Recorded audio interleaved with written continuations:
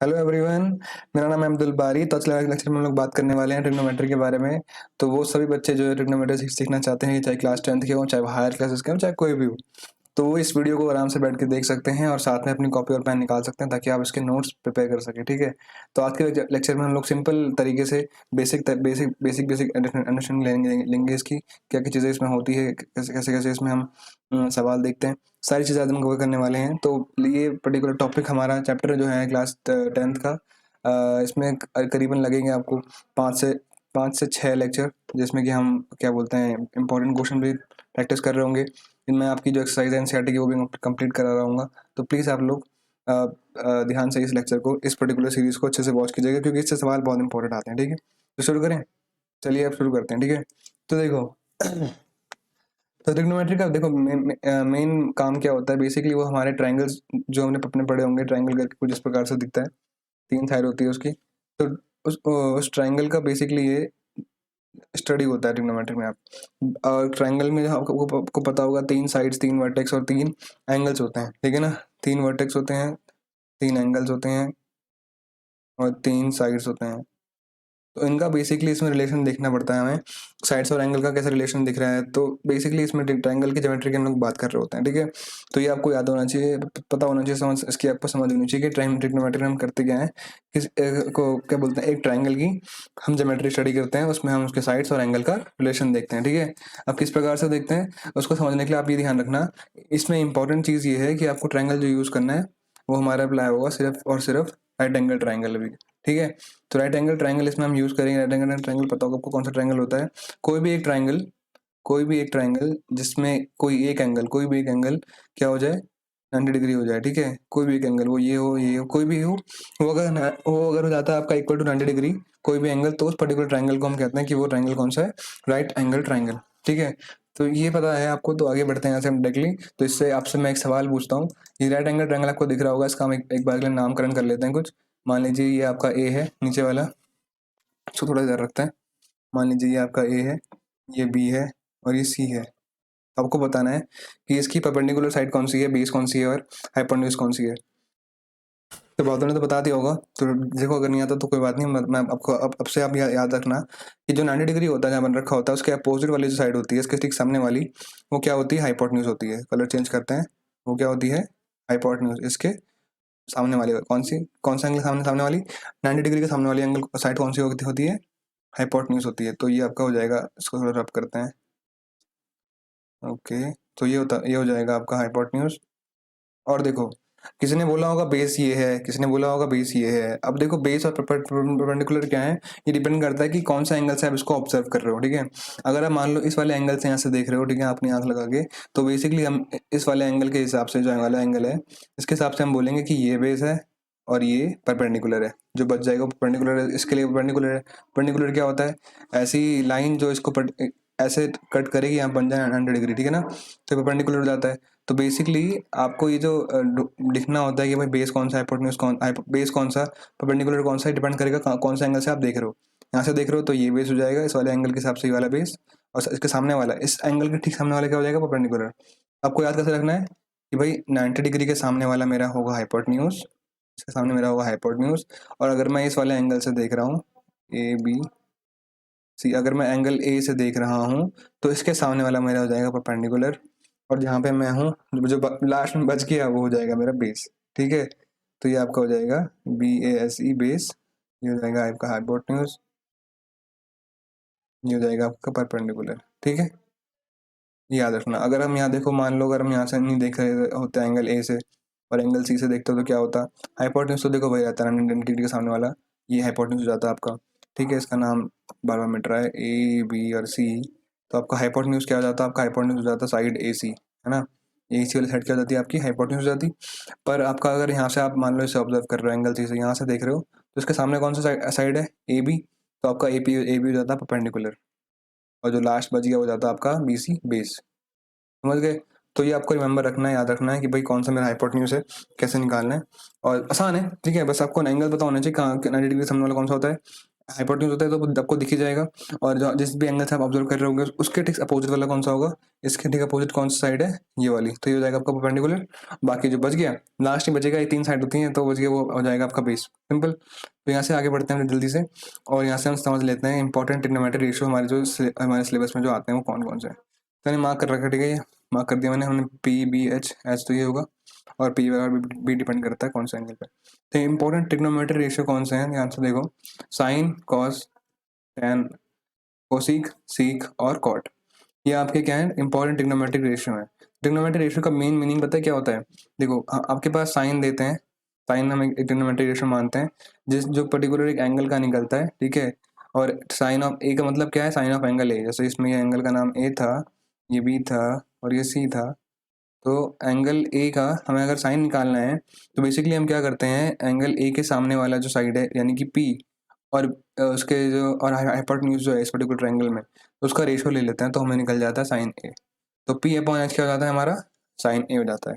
इसी प्रकार से सबके अपने अपने डिफरेंट डिफरेंट फॉर्मूलाज हैं, ठीक है, इसको आपको याद रखना है। अब मैं थोड़ा सा आपको बताऊंगा किस तरह से रिमेंबर करते हैं, किस तरह से इसे याद रखते हैं, पहले एक बार आप देख लीजिए इसे, तब जाके आपको मैं बताऊंगा कैसे याद करना है इसे। तो देखिए, तो ये आपका होता है मेन, साइन कॉस और टैन का। देखो मेन बता यही यही है, तीनों के तीनों ही मेन है आपके। अगर आपको ये तीनों याद होगा, साइन ए होता है कितना, P upon H, cos cos A होता है बी अपॉन एच, और टैन ए होता है पी अपॉन बी। तो साइन ए का मतलब क्या है, साइन ए का मतलब एंगल ए का मुझे साइन निकालना है, तो मुझे पी अपॉन एच करना पड़ेगा। पी कौन सा रहेगा उसके लिए वाली साइड, और एच कौन सी रहेगी ये वाली साइड, ये ए सी है ना। तो इनकी वैल्यू आपको पता तो रहेगा ही, साइड कितने सेंटीमीटर का दे रखा है, ट्रायंगल है तो उसके साइड कुछ ना कुछ तो दे रखी होगी, मीटर में भाई सेंटीमीटर में, तो वो अब वैल्यू आपको पुट करनी है। जैसे मान लो इसकी वैल्यू अगर परपेंडिकुलर होता है आपका मान लो 4, और हाइपोटेन्यूज होता है आपका 5, तो ये आपका आ गया साइन ऑफ एंगल ए। ये रेशियो में इस प्रकार से आपका नंबर आता है, ठीक है। फ्रैक्शन में आपका इस प्रकार से, फ्रैक्शन रेशियो बोल रहा हूँ, फ्रैक्शन में इस प्रकार से आपका क्या बोलते हैं, वैल्यू आ जाती है साइन की, इस प्रकार से कॉस की, इस प्रकार से टैन की। अब देखो टैन की ना जो वैल्यू आपको दे रखी होगी बी अपॉन बी, ये वैल्यू बेसिकली निकलती है साइन और कॉस को डिवाइड करने से। अगर आप साइन ए अपॉन कॉस ए करते हो तो बेसिकली आपको टैन मिलता है। देखो कैसे, साइन ए की वैल्यू कितनी है बताओ मेरे को, कितनी है, पी अपॉन एच, राइट। तो आप अगर पी अपॉन एच को क्या करोगे, डिवाइड करोगे कॉस से, तो यहाँ पे देखो अपॉन का साइन लगा हुआ है, तो अपॉन का मतलब क्या होता है, साइन ए की वैल्यू कितनी है, पी अपॉन एच डिवाइड हो रहा है किससे, अपॉन में ना, अपॉन कॉस ए, तो इसका मतलब है डिवाइड हो रहा है कॉस ए से। कॉस ए की वैल्यू कितनी है, बी अपॉन एच, तो ये बी अपॉन एच, ठीक है। तो अब यहाँ से देखो, ये डिवाइड का साइन जब हम चेंज करते हैं, इसको थोड़ा इधर करते हैं, अगर हम इसका साइन चेंज करेंगे डिवाइड का, और इसे मल्टीप्लाई में लाएंगे तो ये हो जाएगा पी अपॉन एच का पी अपॉन एच, वैसे का वैसे रहेगा, यहाँ साइन हो जाएगा मल्टीप्लाई का, और ये जो एच नीचे था वो हो जाएगा ऊपर, और बी जो ऊपर था वो जाएगा नीचे। तो यहाँ से आपको एक कट होकर के वैल्यू मिलेगी, एच से एच कट जाएगा, और ये आ जाएगा आपका P equal to P upon B. देख रहे हो कैसे आया value, sine A upon cos A से। तो बेसिकली tan ए का मतलब क्या होता है, साइन ए और कॉस ए को आप आपस में डिवाइड कर दो, साइन ए अपॉन कॉस कर दो, तो वो कितना आ जाएगा, tan ऑफ ए। इसलिए इसका फॉर्मूला कितना होता है, पी अपॉन बी, ठीक है। तो ये आपको रिमेंबर रखने के लिए सिर्फ और सिर्फ साइन और कॉस याद रखना चाहिए, ताकि इसे भी आप याद रख सको, ठीक है। तो इस प्रकार से मैं बोल सकता हूँ कि tan A is also equal to sine A upon cos A, ठीक है। इसकी वैल्यू पी अपॉन बी तो है ही, साथ ही साथ में साइन ए और कॉस ए भी है, ठीक है। अगर आपको साइन ए पता है, कॉस ए पता है, तो आप tan ए निकाल सकते हो इसकी वैल्यू पुट करके, ठीक है। सिंपल। आगे बढ़ते हैं, इंपॉर्टेंट अगली ट्रिग्नोमेट्री रेशियो की बात करते हैं। तो अगले हमारे ट्रिग्नोमेट्री रेशियो जो है वो है कॉस कोसिक है, इसको हम कोसिकेंट भी बोलते हैं, इसको हम सीकेंट बोलते हैं, इसको हम कॉट, ठीक है, कॉट टेंजेंट भी बोलते हैं, ठीक है। तो कोसिक, सेक और कॉट, ये हमारे अगले 3 इंपॉर्टेंट ट्रिग्नोमेट्री रेशियोज हैं। अब अगर आप ध्यान से गौर करो, साइन क्या था, पी अपॉन एच था, राइट था कि नहीं, और कोसिक कितना है, एच अपॉन पी। तो आपको इस तरह से याद रखना है कि साइन और कोसिक आपस में क्या होते हैं, उल्टे होते हैं। अगर मुझे कोसिक निकालना है, अगर मुझे कोसिक निकालना है, कोसिक ऑफ ए, उसी एंगल का, ठीक है ना, ये नहीं एंगल दूसरा कर दिया, उसी एंगल का, ठीक है। अगर मुझे कोसिक ऑफ एंगल ए निकालना है, तो मैं क्या करूंगा, साइन का उल्टा कर दूंगा, 1 अपॉन साइन ए कर दूंगा, बस, ठीक है।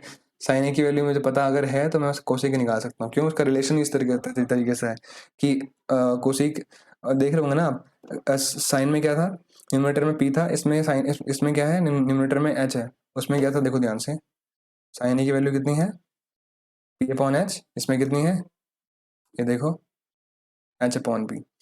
तो ये आपको क्या देखना है कि ये आपस में क्या होता है, फ्रैक्शन वाइज न्यूमरेटर ऊपर आ जाता है, डिनोमिनेटर नीचे आ जाता है कोसिक और साइन में। इसी प्रकार से कॉस और सीक में भी होता है। कॉस ए कितना है, बी अपॉन एच, सीक कितना हो जाएगा आपका एच अपॉन बी, देख रहे होंगे। इसी प्रकार से टैन में भी ऐसे होता है, टैन ये पता है अगर आपको पी अपॉन बी है तो कॉट हो जाएगा आपका बी अपॉन पी, उल्टा हो गया। फ्रैक्शन में न्यूमरेटर ऊपर चले गया, नीचे वाला नंबर ऊपर चले गई, ऊपर वाली वैल्यू नीचे आ गई। तो ये सिर्फ और सिर्फ इन्हीं के बीच में चलता है, साइन और कॉस में। साइन और कोसिक में उल्टा रहता है, कॉस और सीक में उल्टा रहता है, और टैन और कॉट में उल्टा रहता है। ये बेसिकली रिलेशन है, आपको ये याद रखना है, रिमेंबर रखना है, ठीक है। तो आपको होप करता हूँ समझ में आ गया होगा इतना कि हमने अभी क्या बात करी अभी। बेसिकली आपको ये तो याद रखना है कि साइन ए की वैल्यू कितनी होती है, परपेंडिकुलर अपॉन हाइपोटेन्यूज का अगर हम फ्रैक्शन निकालें तो वो साइन ए होता है। कॉस ए कितनी होती है, base upon hypotenuse. Tan A कितना होता है, परपेंडिकुलर अपॉन बेस, जो कि आपका इक्वल होता है साइन ए अपॉन कॉस ए के भी। इसके तो इक्वल है ही, इसके भी इक्वल होता है, क्योंकि इसी का रेशियो निकाल करके, इसी का फ्रैक्शन निकाल करके हम पी अपॉन बी निकालते हैं, ठीक है। इसी तरीके से हमने समझा कि कॉसिक ए की वैल्यू एच अपॉन पी होती है, जो कि एग्जैक्टली उल्टी होती है, यानी कि ऊपर नीचे नंबर हो जाते हैं इसमें। पी जो है नीचे आ जाता है, जो है ऊपर चले जाता है साइन के हिसाब से। साइन वाले में पी ऊपर था, कोसिक वाले में पी नीचे है। साइन वाले में एच नीचे था, कोसिक वाले में एच ऊपर है। तो ये आपको याद रखना है कि भाई साइन और कॉस कोसिक में रिलेशन थोड़ा सा इन्वर्स इन्वर्स इन्वर्स का मतलब क्या है, साइन नीचे आता है, कोसिक ऊपर रहता है, ठीक है। यानी कि कोसिक ऑफ अगर आपको निकालना है तो 1 अपॉन साइन ऐप कर दो, निकल जाएगा, ठीक है। सीक में भी सिमिलर ये है, अगर आपको सीक निकालना है तो आप 1 अपॉन कॉस ए कर दो, आपको सीक मिल जाएगा। तो सीकेंट ऑफ ए अगर आपको निकालना है तो 1 अपॉन कॉस ए कर दो, वो मिल जाएगा। कॉट भी ऐसी, अगर आपको कॉट ए निकालना है तो 1 अपॉन 10 कर दो, उससे आपको कॉट मिल जाएगा। तो ये आपको रिलेशन याद रखना है, इंपॉर्टेंट है काफ़ी ज़्यादा, ठीक है। कभी कभी क्या होगा, आपको कॉसिक कॉस दे देंगे और एकदम पूछ लेंगे बताओ भाई सेक की वैल्यू सेक की वैल्यू कितनी है, तो आपको ज़्यादा टाइम लगाना नहीं है, ठीक है। बस आपको ये अगर आपको याद है कि भाई हाँ सेक तो इसका ठीक उल्टा होता है, तो आप इसे जल्दी से कर लोगे। तो 1 मिनट में चार्ज में लगा दूँ उसे, ठीक है, कर लोगे ना अब। तो यहाँ से आगे बढ़ते हैं हम सवाल की तरफ। तो चलिए, आपके लिए पहला सवाल ये रहा, तो समझ गए ना। तो देखो, हाँ, तो मैंने यहाँ पे लिख रखा है कॉट ए की वैल्यू भी कॉस ए अपॉन साइन होती है, जैसे इसमें टैन ए की वैल्यू कितनी थी, साइन ए अपॉन कॉस ए थी ना, यहाँ पे है ना। कॉट ए में क्या होता है, वो कॉस ए अपॉन साइन ए होता है। ये भी एक इंपॉर्टेंट रिलेशन है, याद रखना है, ठीक है। ये सारी चीज़ें याद रखने वाली बहुत ज़्यादा आपको कॉम्प्लेक्स लग रही होगी, इसको मैं आपको सिंपल सी चीज़ बोल दूंगा याद करने के लिए। आप क्या करना, एक चीज़ करना, देखो यहाँ पे ये चीज़ लिखी है ना, एस सी टी, यहाँ पे देखो साइन में क्या है, एस है और पी है और एच है, तो इसको आप ऐसे लिख लेना, एस पी एच, अपनी कॉपी पे अपनी दीवार पे इसको ऐसे लिख लेना, सी बी एच, इसको ऐसे लिख लेना, टी पी बी, बस। S P H, C B H, T P P. S से साइन, पी से परपेंडिकुलर, एच से हाइपोटेन्यूज, सी से कॉस, बी से बेस, एच से हाइपोटेन्यूज, टी से टैन, पी से परपेंडिकुलर, बी से बेस। तो S P H, C B H और टी पी पी। बाकी को सीख तो आप निकाल लोगे, इसका उल्टा कर दोगे, पी अपॉन एच की जगह एच अपॉन पी, और सीख भी निकाल लोगे एच अपॉन बी, और ये भी निकाल लोगे, कॉट पी अपॉन बी का उल्टा हो जाएगा बी अपॉन पी। सिंपल। अभी तक मैंने बहुत सारी बातें कर ली, बहुत सारे कंसेप्ट समझ लिए, और समझ लिया कि भाई किसका रिलेशन कैसा होता है। अब समझ लेते हैं सवाल में इसे किस तरह से हमें यूज़ करना है। देखो, मान लो आपको एक सवाल आ गया, इसका आप चाहो तो स्क्रीनशॉट भी खींच सकते हो, ठीक है। मान लो आपको एक सवाल आ गया, भाई find the perpendicular base and hypotenuse if cos A की वैल्यू कितनी है, 3/5। कैसे निकालोगे, देखो सिंपल है। अगर आप चाहो तो ट्राई भी कर सकते हो, मैं आपको बता देता हूँ एक बार, क्योंकि और सवाल है बाकी, आप ट्राई करना, ठीक है। तो कॉस ए की वैल्यू कितनी है हमारे पास, 3/5 है, ये लिख लेते हैं हम भी, है ना, 3/5 है। अब बताओ कॉस ए की वैल्यू होती कितनी है असल में, जब हमने अभी बड़ी फॉर्मूले के हिसाब से, ट्रिग्नोमेट्री रेशियो के हिसाब से कॉस ए की वैल्यू कितनी होती है, यहाँ पे देखो ये कितना होता है cos A, B upon H होता है। बी क्या होता है, बेस, एच क्या होता है, हाइपोटेन्यूज। तो बी अपॉन एच के हिसाब से हमारे पास ये दे रखा है कॉस ए की वैल्यू 3/5। तो यहाँ पे अगर मैं कॉस की वैल्यू यहाँ पे रखूँ B upon H, B upon H दिख रहा है क्लियर, एक सेकंड चेक करूँ, हाँ। और ये लिखूँ, मैं लिखूँ 3/5 का 5, ठीक है ना। मैंने बस कॉस ए की वैल्यू यहाँ पुट कर दी, कितनी है, बी अपॉन एच है। अब हम क्या करेंगे, बस कंपेयर कर लेंगे, बी कितना आ रहा है इससे निकल करके, बी का निकल करके आ रहा है इससे 3, और एच निकल करके आ रहा है इससे 5, ठीक है। तो हम पी निकाल सकते हैं, इजीली, इजी है, क्यों, क्योंकि देखो आप हम बी पता चल गया, एच पता चल गया, तो आपको एक प्रॉपर्टी है, थ्योरम याद होगी, पाइथागोरस थ्योरम, जिससे ये बेसिकली ये सब टर्म्स आए थे, हाइपोटेन्यूज, बेस, परपेंडिकुलर, उनसे तो आए थे। राइट एंगल ट्रायंगल के ऊपर उन्होंने थोड़ी सी स्टडी करी थी हमारे पाइथागोरस साहब ने, तो उन्होंने ये थ्योरम दी। ये पाइथागोरस थ्योरम क्या बोलती है कि P square plus B square का आप अगर सम करते हो तो वो निकल के आके आता है एच स्क्वायर के बराबर। तो हमें अभी एच पता है, हमें अभी बी पता है, तो पी निकल जाएगा, सिंपल निकल जाएगा। तो पी स्क्वायर की जगह हम पी स्क्वायर रखेंगे। ये टेढ़ा क्यों चल रहा है, सीधा चलाता है ऐसे, हाँ। और बी स्क्वायर की जगह हम रखेंगे 3 का स्क्वायर, बी की वैल्यू 3 है तो यहाँ आ जाएगा बी की वैल्यू 3 और स्क्वायर का स्क्वायर। एच की वैल्यू रखेंगे हम 5, 5 का स्क्वायर, ठीक है। यहाँ पे थोड़ा सा मैं सॉल्व करूँगा इसे, तो ये हो जाएगा आपका यहाँ आकर के पी स्क्वायर, इसको उधर भेज देंगे हम, ठीक है। तो ये हो जाएगा आपका 25। 5 स्क्वायर कितना होता है, 5 इंटू 5 हो जाएगा 25। 3 स्क्वायर कितना होता है, 3 इंटू 3 9 हो जाएगा 9। तो यहाँ से हमारी वैल्यू कितनी आ गई, 25 माइनस 9 कितना होता है, 16। तो पी स्क्वायर की वैल्यू आ गई 16। अब ये यहाँ से आपको सॉल्व करना होप करते हैं आता होगा। इसके लिए आप क्या करते हो, फैक्टर निकालते हो। फैक्टर एक तरीके से फैक्टर वाला ही ये बनाते हो, और यहाँ पे आप इसके फैक्टर निकालते हो 16 के। कितना आएगा, 2 8 2 4 2 2 2 1, ठीक है, सही है। तो यहाँ से आपका आ जाएगा 2 इंटू 2 इंटू 2 इंटू 2। तो आपको देख रहे होंगे जो नंबर सेम सेम है उनमें से आपको जो नंबर एकदम सेम होते हैं उनमें से आपको एक निकालना पड़ता है। दो में से एक निकालोगे, इसमें से एक निकालोगे तो कितना आ जाएगा, 2, ठीक है। इसमें से आप ये दोनों के दोनों सेम, इसमें से एक निकालोगे तो कितना आ जाएगा, 2, और इनको कर दो आपस में मल्टीप्लाई, 2 2 ज़ा 4। तो पी की वैल्यू यहाँ से आ जाएगी आपकी पी इज इक्वल टू 4। समझ गए ना कैसे करना होता है ये। इसकी वीडियो में आप डाल दूंगा कि इस तरीके से आप रूट निकालते हो। इसको रूट निकालना बोलते हैं जब भी आपका यहाँ पे स्क्वायर में हो और ये आपको पी निकालना है। तो ये वैल्यू जो है तो पी स्क्वायर की वैल्यू है 16 है, पी निकालना, तो इसलिए क्या करते हैं फैक्टर निकालते हैं 16 के, और उसको इस प्रकार से लिखते हैं। और फिर जो नंबर सेम सेम है, ठीक है, दो नंबर सेम है उसमें से एक नंबर चुनते हैं। 2 2 सही साथ में, उसमें से एक चुनेंगे तो एक 2 आ जाएगा। एक 2 इसमें 2 2 साथ में तो एक 2 आ जाएगा। अगर सेम नहीं आता है तो उसको हम डालते हैं रूट के अंदर। कुछ इस प्रकार से अगर मान लो ऐसा होता है, ये 2 इंटू 3 होता, तो इसमें से तो एक नंबर निकल के आता था 2। यहाँ पे इसको, यहाँ पे तो उसका पेयर मिला ही नहीं मिला ना, तो ये नंबर ऐसे आता था रूट के अंदर 3, ठीक है। ये मैं आपको बताऊंगा उस वीडियो में, चिंता मत करो आप। पर अभी के लिए आप जान लो कि पी की वैल्यू कितनी आ गई, 4। तो पी आ गया हमारे पास। अगर हमारे पास पी आ गया तो थोड़ा सा हम इसे इरेज कर लेते हैं पी की खुशी में, ताकि हम अपना आंसर लिख पाएँ यहाँ पे।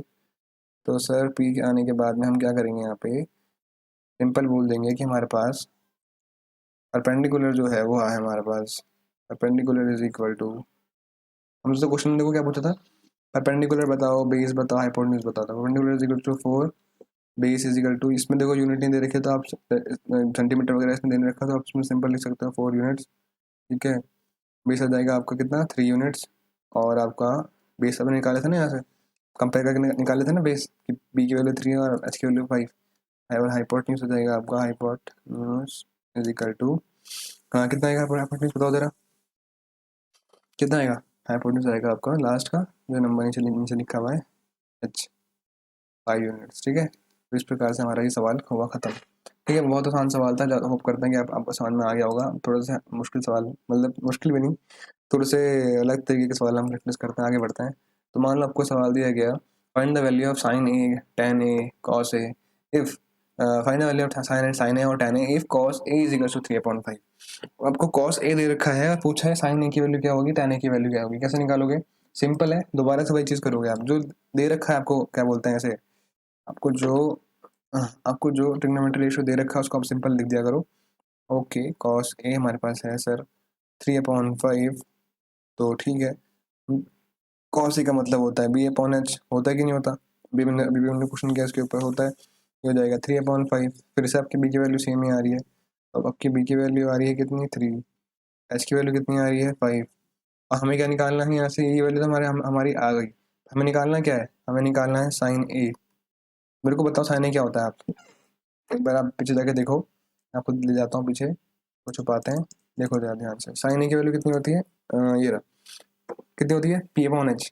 तो क्या हमें भी पता है या एच पता है, देखो देखते हैं क्या होती है, p/h, ठीक है, याद रखना। साइन ए की वैल्यू होती है p/h, और हमें यहाँ पता है b और h, p नहीं पता। फिर से हमें क्या करना पड़ेगा, फिर से हमें p निकालना पड़ेगा, सेम थ्योरम, ठीक है। तो पहले हम p निकालेंगे, पहले मैं एक बार ऐसे लिख दूँ, साइन ए की वैल्यू कितनी है आपकी, p/h है, जिसमें कि हमें p नहीं पता, h पता है। और हमें दूसरा निकालना है tan a।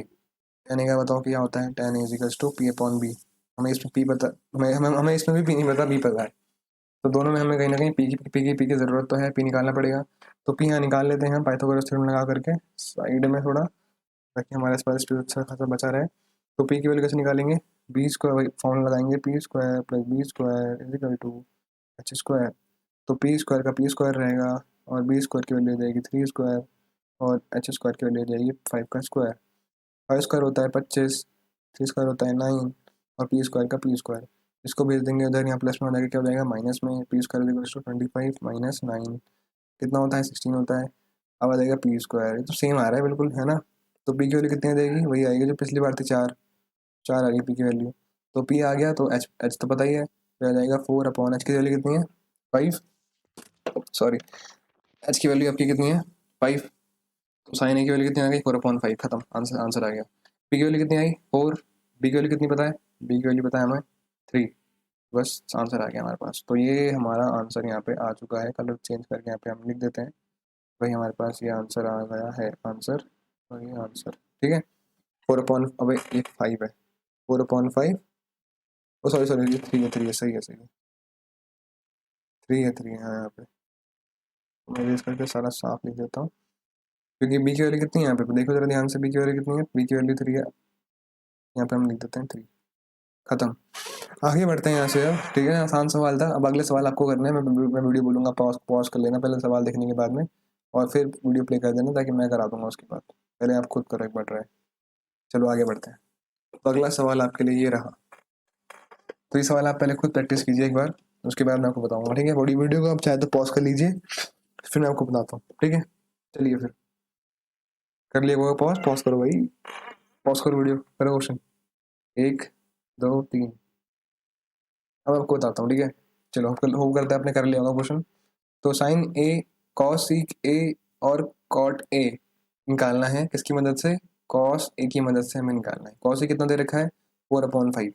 क्वेश्चन में कुछ ना कुछ दिया होगा जिसकी मदद से कुछ ना कुछ निकालना होगा, बिना कुछ तो कुछ दिए हुए हम कुछ निकाल नहीं सकते। हाँ वो होता है साइंस में आंसर की व्हाट इज ग्रेविटेशन, तो उसमें तो सीधा आंसर देना पड़ता है, बट मैथ्स में क्या है, कुछ ना कुछ दिया होगा, उसके बेस पे कुछ ना कुछ निकालना होगा।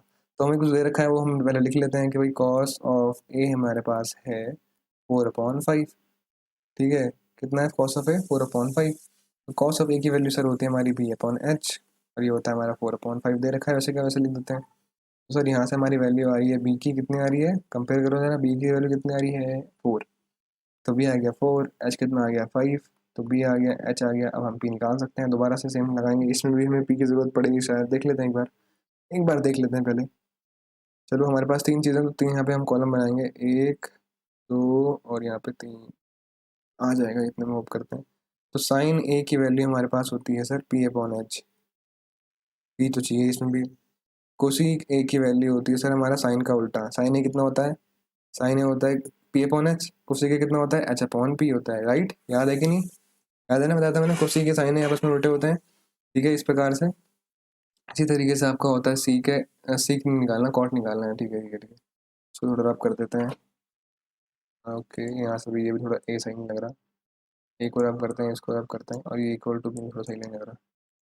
ओके तो यहाँ से पहले इसको सही कर देते हैं, इक्वल टू, फिर यहाँ पे कर देते हैं कोसीक ऑफ ए, यहाँ पे कर देते हैं कॉट ऑफ ए, कितना होता है बताओ जरा, p/b होता है या b/p होता है, p/b होता है। लड्डू मिलेंगे जिस दिन सही बताया इसको, मिलेंगे जिस दिन हम लोग मिलेंगे उस दिन लड्डू मिलेंगे आपको, सही है सही जवाब, ठीक है। तो b/p आ गया इसका आंसर, इसका मतलब वैल्यू आई इसकी h/p, इसका p/h। तो हमें सब में देखो आप p भी चाहिए, p निकाल लेते हैं सर, अगर p चाहिए तो p निकाल लेते हैं। तो कैसे निकालेंगे p, सिंपल लगाएंगे फॉर्मूला अपना, p square is equal to P square plus B square equal to H square, क्या बोलते हैं इस थ्योरम को, पाइथागोरस थ्योरम, ठीक है। तो पी स्क्वायर की वैल्यू कैसे निकालेंगे, पी की वैल्यू तो पता ही नहीं, तो रखते हैं इसको ऐसे का ऐसे ही। बी स्क्वायर कितना दे रखा है 4, तो आ जाएगा 4 का स्क्वायर। एच स्क्वायर कैसे निकालेंगे 5 का स्क्वायर, तो हो जाएगा 25, 25 हो जाएगा 16 हो जाएगा plus P square, P square का पी स्क्वायर यहीं रखेंगे, इसको भेज देंगे इधर, तो हो जाएगा यहाँ पे आकर के माइनस, तो 25 माइनस 16 कितना आएगा, फास्ट 9 आएगा। पी स्क्वायर की वैल्यू कितना आएगा 9। अब 9 9 के निकालेंगे हम फैक्टर, तो 9 के फैक्टर निकालेंगे तो 2 का टर्न जाता नहीं है, 3 प्लस हो जाएगा 3 3 जा और 3 1 जा, तो ये आ रहा है 3 इंटू 3, तो एक ही पेयर से एक ही नंबर निकल रहा है 3, इसकी वैल्यू कितनी आएगी 3, तो p इज इक्वल टू 3 आ गया हमारे पास आंसर। पेन चेंज करते हैं, अब आंसर निकालना आंसर लिखना शुरू करते हैं। p आ गया हमारे पास 3, अब हम आंसर निकाल देंगे अपना, क्यों साइन ए की वैल्यू कितनी है p/h, तो p कितना है 3, h कितना है 5, हो गया। कोसेक की वैल्यू कितनी है, एच कितना है 5, पी कितना है 3 हो गया। कॉट ए बहुत आसान है भाई, बस वैल्यू निकालनी थी बस, ठीक है। बी की वैल्यू क्या आ जाएगी, बी निकाल ली, बी तो पता ही है 3 4 है, बी कितना निकाल लिया 3, सब खत्म, आंसर हमारे पास आ चुका है सर। Done। ठीक है, अब इसी तरीके से आगे बढ़ते हैं और सवाल प्रैक्टिस करते हैं और फिर इस पर्टिकुलर लेक्चर को यहाँ पे हम कंप्लीट करते हैं। तो tan a की वैल्यू निकालनी है, find the value of tan a if cot a is equals to 1/3। अब यही सवाल मैंने आपको वीडियो के स्टार्टिंग में कहा था कि इस तरह का सवाल आ सकता है। देखो मैंने ऐसा सवाल आपको दिखा भी दिया, इस तरीके का सवाल है।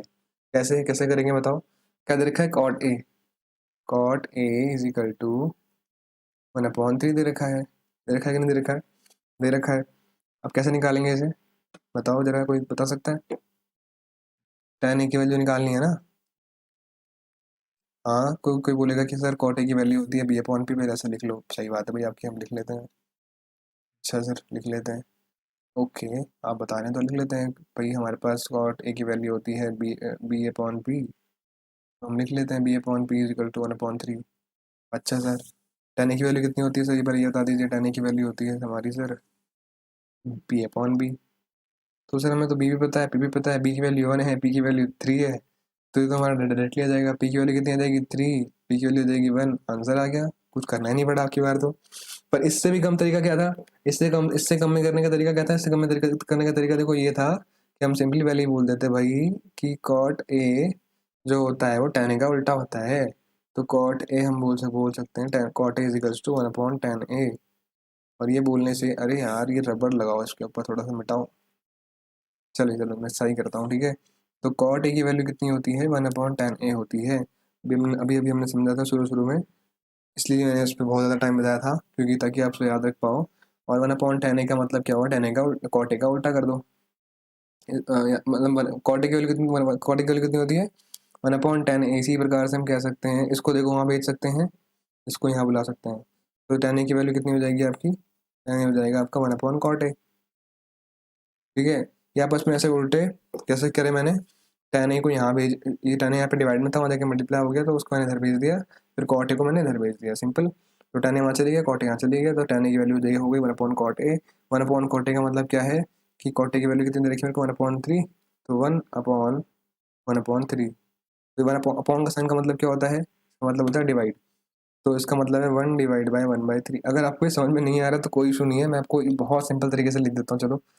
एक काम करते हैं, थोड़ा और सिंपल तरीके से लिख देते हैं, ताकि थोड़ा सा कंफ्यूजन क्लियर हो। भाई मैं बता रहा था बस आपको कि tan की वैल्यू क्या होती है, 1/cot a होती है, cot a की कितनी होती है 1/tan a होती है। चलो पर मैं एक चीज़ लिख देता हूँ यहाँ पे सिंपल सी, उससे आप जल्दी कर सकते हो। सिंपल देखो क्या है, मैं लिख रहा हूँ, देखो देखो, ओके। तो देखो सर हम लिख देते हैं यहाँ पे tan a की वैल्यू होती है 1/cot a, हमें ये याद है, ठीक है ना।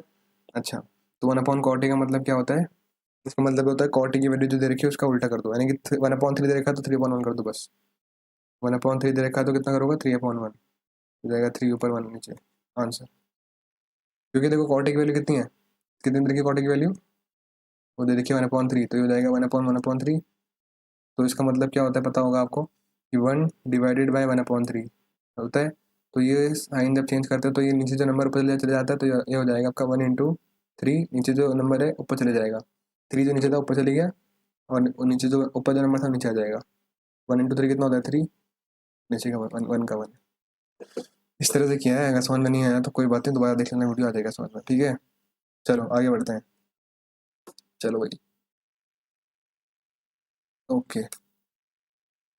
अगला क्वेश्चन है ये, आप होमवर्क से कर लेना, ठीक है, थोड़ी वीडियो लंबी हो रही है, तो ये होमवर्क से कर लेना, ये भी होमवर्क से कर लेना। बाकी एनसीईआरटी के एग्जाम्पल के भी क्वेश्चन कराने थे मेरे को, चलो एक करा देते हैं इसका क्वेश्चन मैं आपको, इसका मैं आपको एक क्वेश्चन करा देता हूँ। वो 2 क्वेश्चन जो छूटे हैं कर लेना होमवर्क से, ठीक है ना। मैं पूछूंगा भी, जो एनसीईआरटी की एक्सरसाइज करा रहा हूँ कराऊंगा, मैं पूछूंगा, ठीक है, वो 2 क्वेश्चन। ओके, तो कॉस ए की वैल्यू कितनी दे रखी है इसमें, कॉस ए की वैल्यू दे रखी है सर इसमें 4/5, कितनी दे रखी है 4/5, ओके। और पूछा गया सर हमसे, हमसे पूछा गया है tan ए की वैल्यू कितनी है इनमें से। तो बताओ आप में से जिसको बताना है कमेंट्स में इसके आंसर बताइए, आप क्या आएंगे। कमेंट्स तो जैसे लाइव लाइव तो चल नहीं रहा वैसे ही, पर तभी भी बताओ क्या आएगा, आएगा इसका आंसर, चेक करो एक बार, प्रैक्टिस मतलब खुद ट्राई करो, पॉज करके वीडियो कर लिया होगा, मैं बताता हूँ, ठीक है। तो कॉस ए की वैल्यू वही करेंगे हम, जो दे रखा है उसको लिखेंगे। कॉस ए की वैल्यू है सर हमारी 4/5। अरे यार ये मैं काट ही देता हूँ सिंपल यार, बार बार रबड़ कौन लगा रहा, 4/5, ठीक है। कॉसे की वैल्यू 4/5 का मतलब क्या है, कॉसे का मतलब होता है p/h, और ये देखा 4/5, तो बी की वैल्यू कितनी आ गई 4, इसकी वैल्यू कितनी आ गई 5, तो बी लिख सकते हैं हम 4, एच लिख सकते हैं हम 5। और tan निकालने के लिए हमें क्या चाहिए, हमें देखते हैं पहले tan निकालने के लिए क्या चाहिए, tan ए की वैल्यू होती है भाईजान हमारी p/b होती है सर, तो p/b होती है, हमें भी क्या p पता है, नहीं पता, b तो पता है ना। p निकालने के लिए क्या करेंगे, फिर से लगाएंगे पाइथागोरस थ्योरम, यहाँ साइड में लगाते हैं, ये हो जाएगा आपका p² + b² = h², p पता नहीं है, b² h² पता है, कैसे कैसे निकालेंगे, b की वैल्यू पुट करेंगे यहाँ पे कितनी है 4 का स्क्वायर, h की वैल्यू कितनी है 5 का स्क्वायर, p का स्क्वायर ऐसे कैसे, 4 का स्क्वायर होता है 16, और उसका स्क्वायर होता है 25, और ये p का स्क्वायर का p², 16 को उधर भेजेंगे कितना आ जाएगा, 25 - 6 16, कितना हो जाएगा 9, बिल्कुल वैसे ही आ गया पहले वाली की तरह।